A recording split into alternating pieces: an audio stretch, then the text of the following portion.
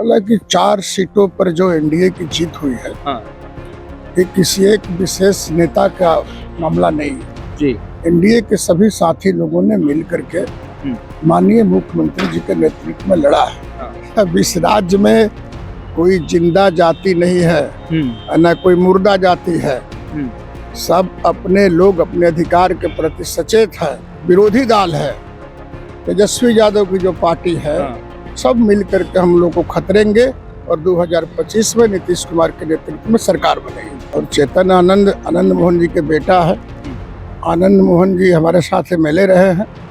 हम तो माननीय आनंद मोहन जी को कहेंगे कि जरा भाषा उषा का इस्तेमाल बढ़िया से किया जाए। दोगलापन नहीं होना चाहिए किसी इंसान में। नहीं, किसी इंसान में नहीं होना चाहिए। हम भी पक्ष में है, तो इसका फरियाद आप कीजिएगा। नीतीश कुमार के यहाँ कोई आता है कि नीतीश कुमार जाते हैं? वो तो कहते हैं कि भाई नीतीश कुमार आए थे। नीतीश कुमार के यहाँ लोग आते हैं, हाथ जोड़ा था। कई लोगों ने नीतीश कुमार के यहाँ आया है। नीतीश कुमार जी किसी के दरवाजे पर समर्थन देने नहीं जाते हैं। सरकार बनाने बिगाड़ने नहीं जाते हैं। तो कहते लालू राबड़ी आवाज गए थे। नीतीश कुमार के यहाँ लोग आते हैं। नीतीश कुमार चुंबक है ना जी, ऐसा मजबूत चुंबक है कि जो इनके नजदीक जाता है वो जाकर सट जाता है। नमस्कार, आप लाइव स्टडीज देख रहे हैं। आपके साथ मैं हूं वसीम खान। देखिए, बिहार में 4 सीटों पर उपचुनाव हुए, नतीजे परिणाम सभी के सामने हैं, मगर अचानक एनडीए में घमासान। देखिए, आनंद मोहन का चिराग पासवान पर बयान और चिराग पासवान ने भी करारा जवाब दिया। वहीं दूसरे तरफ चेतन आनंद ने चिराग पासवान पर बड़ा बयान दे दिया है। चेतन आनंद ने कहा कि वह जिंदा दिल जाति से आते हैं। हमारे साथ देखिए कद्दावर नेता भगवान सिंह कुशवाहा हैं। बिहार की राजनीति को जानते समझते हैं, परखते हैं और सदन के अंदर बाखूबी आपने भगवान सिंह कुशवाहा को जनता के मुद्दे पर करसते देखा होगा। सीधा सवाल लेंगे बिना वक्त जाया किए हुए। सर, 4 सीटों पर उपचुनाव हुए और नतीजे परिणाम सभी के सामने हैं, मगर आनंद मोहन चिराग पासवान पर सवाल खड़े कर रहे हैं। हालांकि 4 सीटों पर जो एनडीए की जीत हुई है, ये किसी एक विशेष नेता का मामला नहीं है जी। एनडीए के सभी साथी लोगों ने मिल करके माननीय मुख्यमंत्री जी के नेतृत्व में लड़ा है। और यूँ कहा जाए तो सब लोगों ने अपने अपने स्तर से चुनाव में वोट मांगा है। अपने कौम से मांगा है, अपने समर्थकों से मांगा है, और उसमें किसी तरह का विवाद नहीं है। अब इधर जो चिराग पासवान जी और आनंद मोहन का क्या मामला है, मैं तो आनंद मोहन जी को भी कहना चाहूंगा कि सीमा में ही रहिए। ज्यादा बोलने से गठबंधन पर बुरा असर पड़ेगा। गठबंधन पर बुरा असर पड़ेगा, इसलिए बहुत मुश्किल से सब लोग संगठित हुआ है नीतीश कुमार जी के नेतृत्व में। हम सबका नेता है नीतीश कुमार, बिहार का, देश का नरेंद्र मोदी जी। और किसी को बोलने ना बोलने का कोई प्रश्न नहीं खड़ा होता।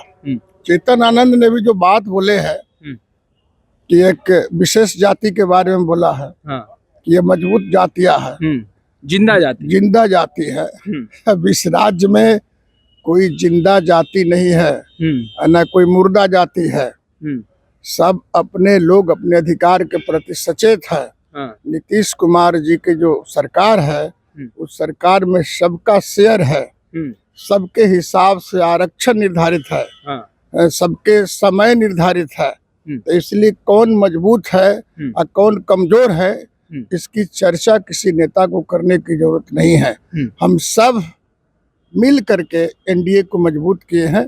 और जो विरोधी दल है, तेजस्वी यादव की जो पार्टी है, सब मिल करके हम लोग को खतरेंगे और 2025 में नीतीश कुमार के नेतृत्व में सरकार बनेगी। अच्छा सर, जिन शब्दों का इस्तेमाल किया जा रहा है चेतन आनंद की तरफ से, उसे कैसे देख रहे हैं? मैं समझता हूँ नौसिखुआ है। एमएलए एक बार बन गए, सामाजिक ढांचा और समाज के चिंतन का भी अध्ययन नहीं है। और चेतन आनंद मोहन जी के बेटा है। आनंद मोहन जी हमारे साथ एमएलए रहे हैं। हम तो माननीय आनंद मोहन जी को कहेंगे कि जरा भाषा उषा का इस्तेमाल बढ़िया से किया जाए। दोगलापन नहीं होना चाहिए किसी इंसान में। नहीं, किसी इंसान में नहीं होना चाहिए। हम भी पक्ष में है, तो इसका फरियाद आप कीजिएगा। मैंने ये जीतन राम मांझी जी के चुनाव प्रचार में गए या नहीं गए, इसका जवाब चिराग जी देंगे और एनडीए के नेता लोग मांगेंगे, मांझी जी मांगेंगे। ये बीच में बोलने वाला कौन होते हैं भाई? क्या ये 2024 लोकसभा चुनाव से बढ़ती चली आ रही है? क्योंकि लगातार बयान दिया जा रहा है कि शिवघर में भी 2 बार बुलाया गया, पूरी तैयारी कर दी गई थी और नहीं पहुंचे चिराग पासवान।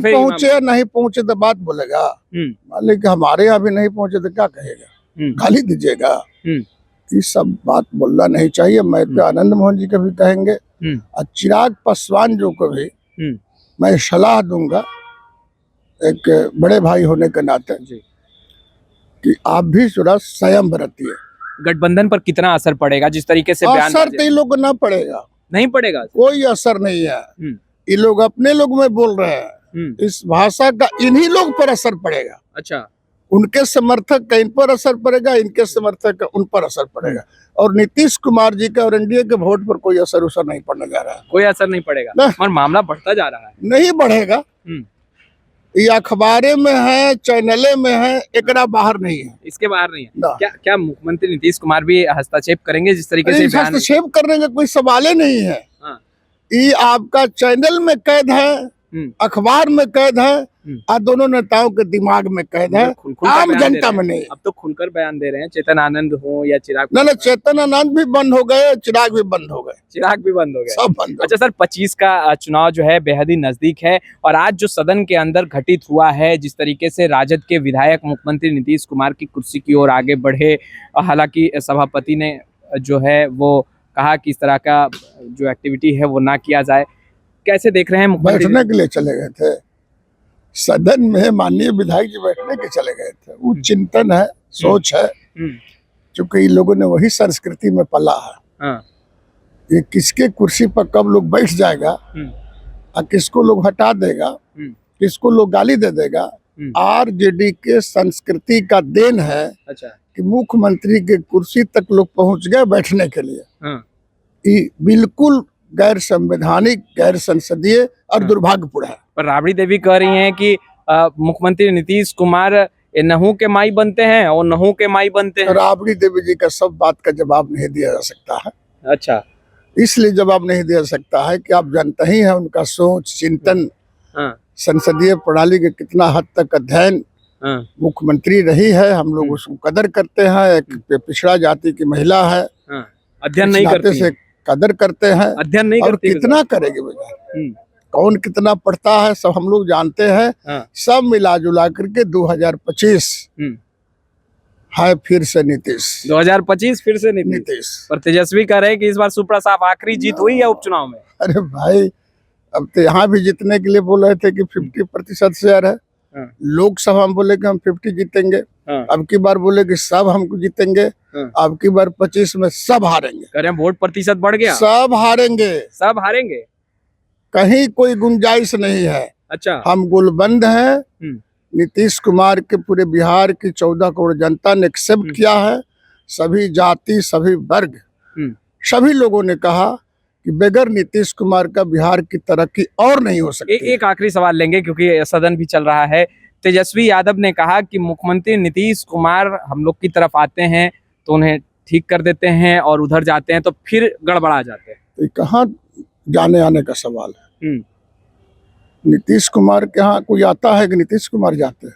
वो तो कहते हैं कि भाई नीतीश कुमार आए थे, नीतीश कुमार के यहाँ लोग आते हैं, हाथ जोड़ा था। कई लोगों ने नीतीश कुमार के यहाँ आया है। नीतीश कुमार जी किसी के दरवाजे पर समर्थन लेने, समर्थन देने नहीं जाते हैं, सरकार बनाने बिगाड़ने नहीं जाते हैं। तो कहते लालू राबड़ी आवाज गए थे। नीतीश कुमार के यहाँ लोग आते हैं। नीतीश कुमार चुंबक है ना जी, ऐसा मजबूत चुंबक है कि जो इनके नजदीक जाता है वो जाके सट जाता है। तो आपने सुना भगवान सिंह कुशवाहा जी को बेबाकी से अपनी बातों को रखने के लिए जाने जाते हैं और स्पष्ट रूप से सलाह दे रहे हैं चिराग पासवान को भी और आनंद मोहन को भी। चेतन आनंद को लेकर क्या कुछ कह रहे थे बाखूबी आपने सुना है। फिलहाल इस वीडियो में इतना ही। आपका बहुत बहुत शुक्रिया।